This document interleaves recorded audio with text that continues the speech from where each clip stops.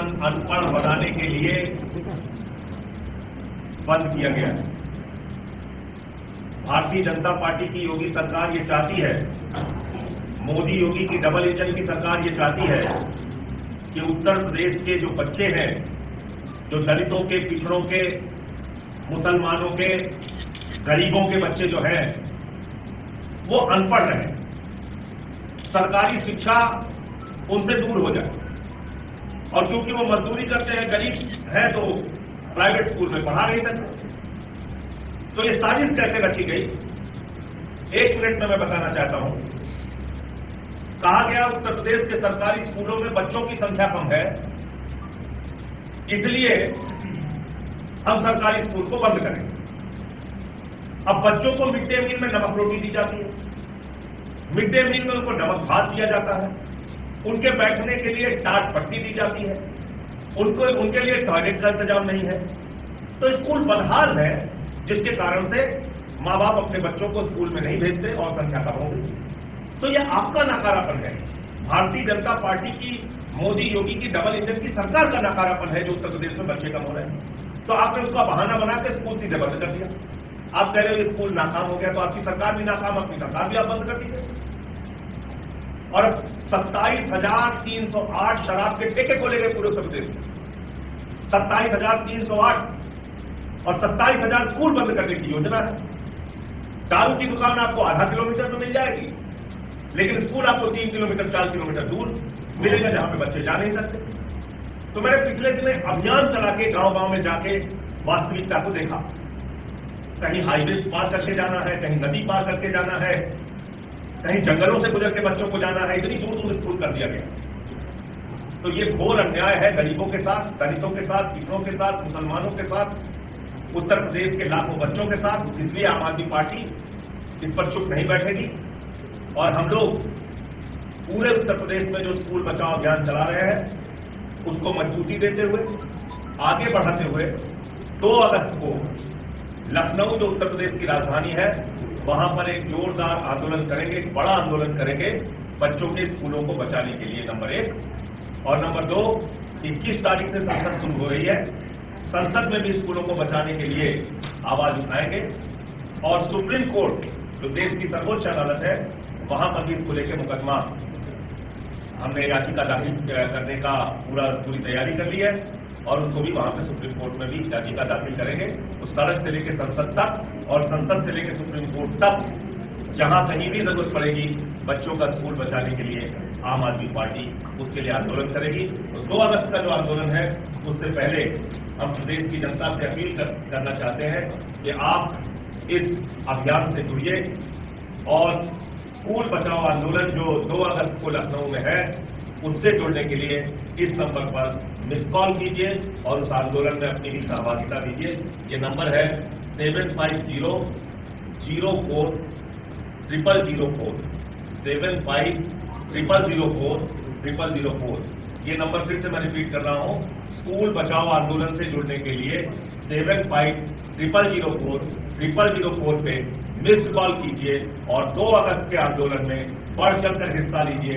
अपने बच्चों का भविष्य बचाने के लिए, उत्तर प्रदेश के मासूमों की शिक्षा बचाने के लिए, उत्तर प्रदेश के गरीबों की, दलितों की, पिछड़ों की, मुसलमानों का स्कूल बचाने के लिए जो साजिशन बंद किया जा रहा है और गरीबों के बच्चों को अनपढ़ बनाने की जो इनकी योजना है उसको नाकाम कीजिए और इस आंदोलन के साथ जुड़िए।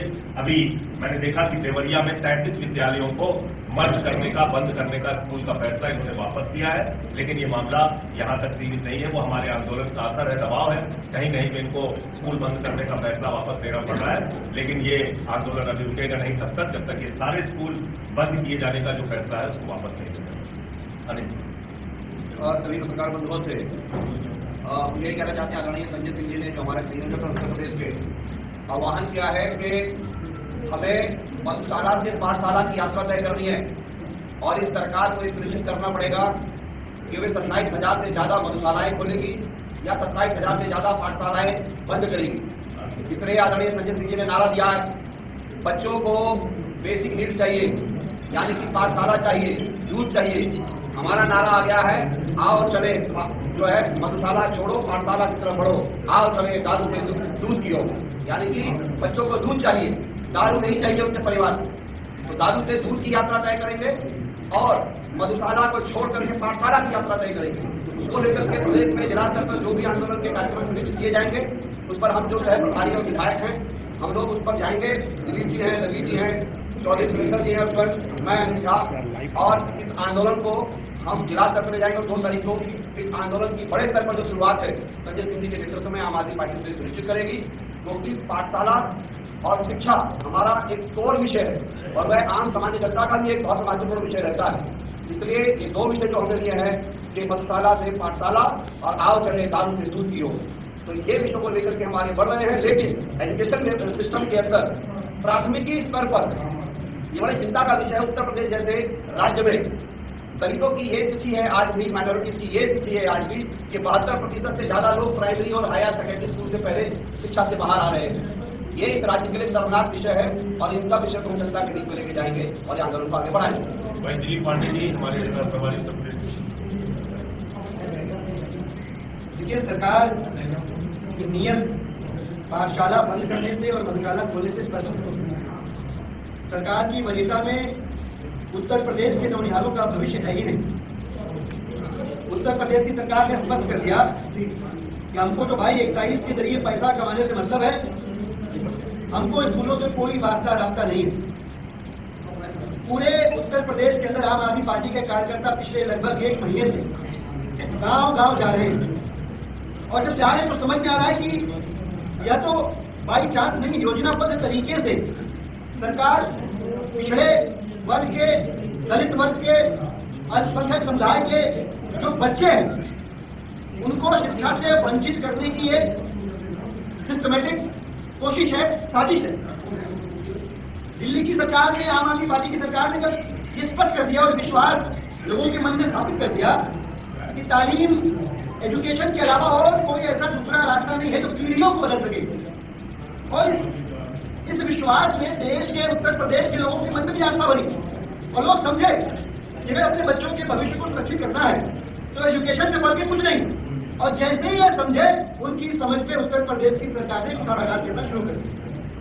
इसलिए हम आह्वान करते हैं जिनको भी इस बात में आस्था हो कि पीढ़ियों को बदलने के लिए शिक्षा से बेहतर कोई रास्ता नहीं है, वे तमाम लोग जिनको उत्तर प्रदेश के नौनिहालों के मुस्तकबिल से वास्ता रखता है, उनके भविष्य से इत्तेफाक रखते हैं, ऐसे सभी लोग आज जो आम आदमी पार्टी ने नंबर जारी किया है 750004 000 75 3 बार 04 3 बार 04 इस नंबर पे मिस्ड कॉल करके स्कूल अभियान, बचाओ अभियान से तो आप जुड़े, आप अपना नैतिक समर्थन भी दें। यही कहना चाहते हैं उत्तर प्रदेश के लोगों से कि फोन लगाओ और स्कूल बचाओ। धन्यवाद। अब मैं निवेदन करूंगा विशेष रवि जी हमारे विधायक हैं और सह प्रभारी उत्तर प्रदेश के, वो भी अपनी बात।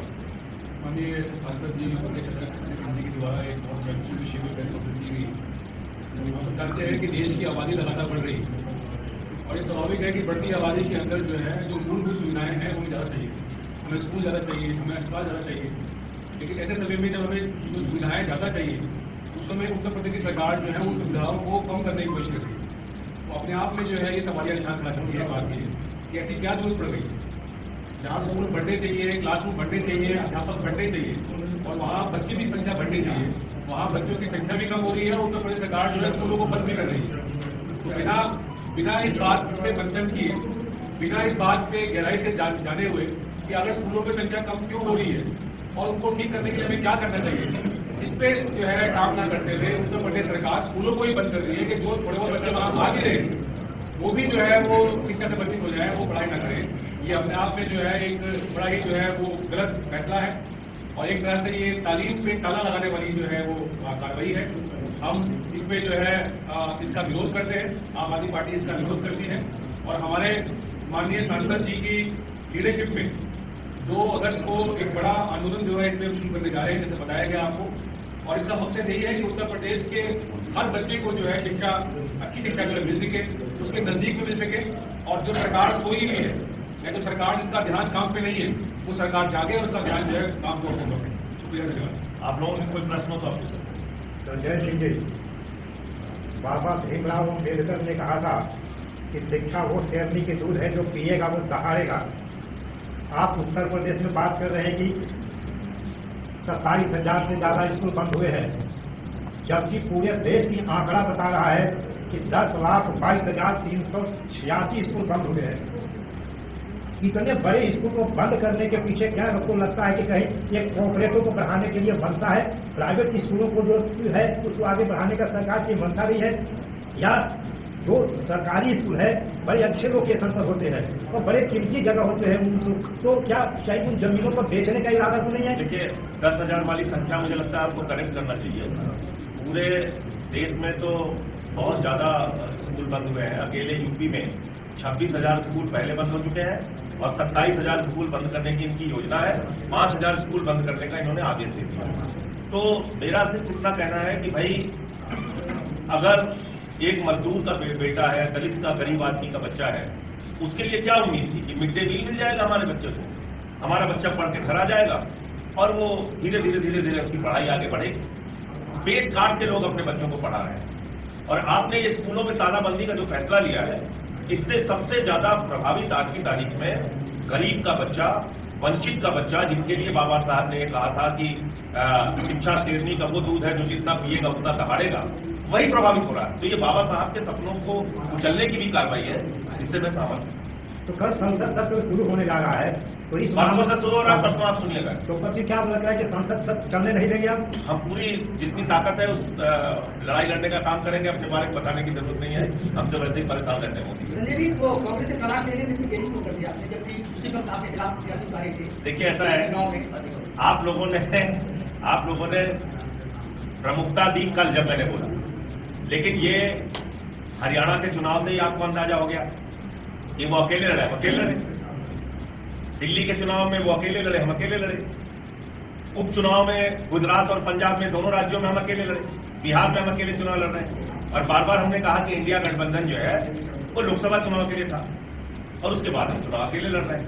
दूसरी बात यह है कि गठबंधन चलाने का जो दायित्व होता है वो किसी भी गठबंधन के सबसे बड़े दल पे होता है।